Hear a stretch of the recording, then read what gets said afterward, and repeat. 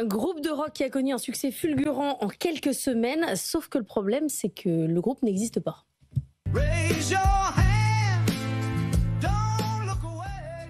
Je sais pas ce que vous pensez de ce petit Il y a un morceau petit côté rock. country. Ouais, ça moi j'aime bien. Franchement, c'est hyper efficace. Un Mais petit côté police un peu. ouais, bah, en fait, ça ressemble à tout et à rien. C'est un peu ça le truc. Mais c'est ça la force de ce groupe et de ce morceau. Alors qui est peut-être, j'allais dire, l'une des plus grosses supercheries artistiques de ces dernières années. Ça faisait des semaines que les fans de musique s'interrogeaient sur ce groupe qui s'appelle The Velvet Sundown, groupe sorti de nulle part et qui a connu un succès fulgurant, notamment sur Spotify. Ils ont plus d'1 million d'abonnés, vraiment, alors qu'ils étaient partis de nulle part. Alors, il y a des débuts de carrière éclair, ça existe. Mais là, il y avait quand même des trucs un petit peu bizarres.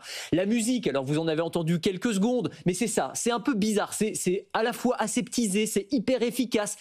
C'est propre, mais c'est sans âme. Donc il y avait un truc un petit peu étrange. Le fait que sur ce groupe, on n'avait aucune information. C'est-à-dire qu'avant leur succès fulgurant, on a les noms du chanteur, du guitariste. Il n'y avait aucune information sur eux. Ils n'ont pas de réseaux sociaux.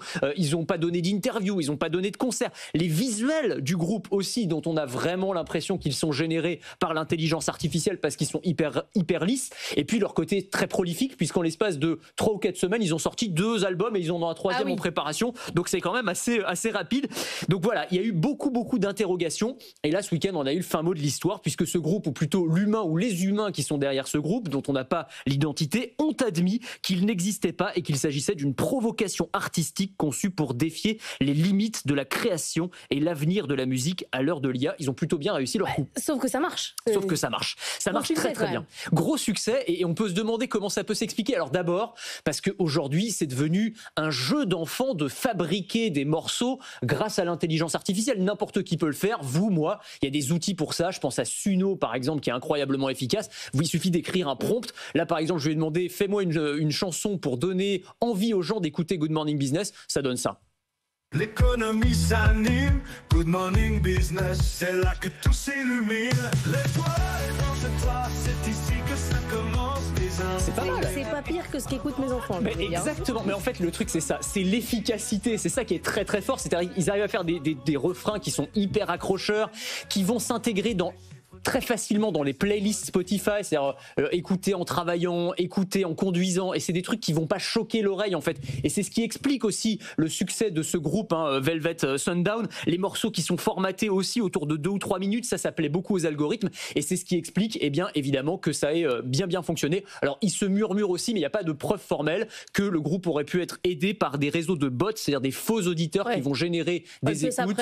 Ça peut aider aussi. Mais est-ce qu'à un moment donné, Spotify, Deezer, ils suppriment? Alors c'est intéressant parce qu'il y a une raison en fait.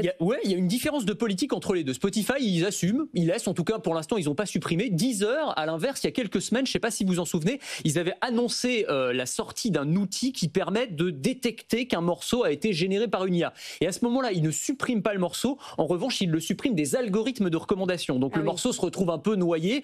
L'idée étant de ne pas priver les vrais artistes de revenus, parce qu'il y a un vrai enjeu financier si on commence à être envahi par une avalanche de morceaux qui sont générés par l'intelligence artificielle. Et puis derrière va se poser aussi la question artistique, c'est-à-dire si un morceau me plaît, comme le premier que je vous ai fait écouter, vous savez pas que ça a été généré par une IA et vous vous rendez compte ensuite que c'était une IA, est-ce que ça change quelque chose en réalité au fait que ce soit de l'art ou pas? Écouter des trucs que vous aimez bien, voilà, tout simplement. Pour les bénéfices du coup de ces chansons j'imagine que là pour le coup c'est les humains qui ont utilisé l'IA pour créer ces morceaux, donc il y aura quand même d'une certaine manière. Allez, on se la remet un petit coup, celle sur Good Morning Business. Si on l'a, bien sûr.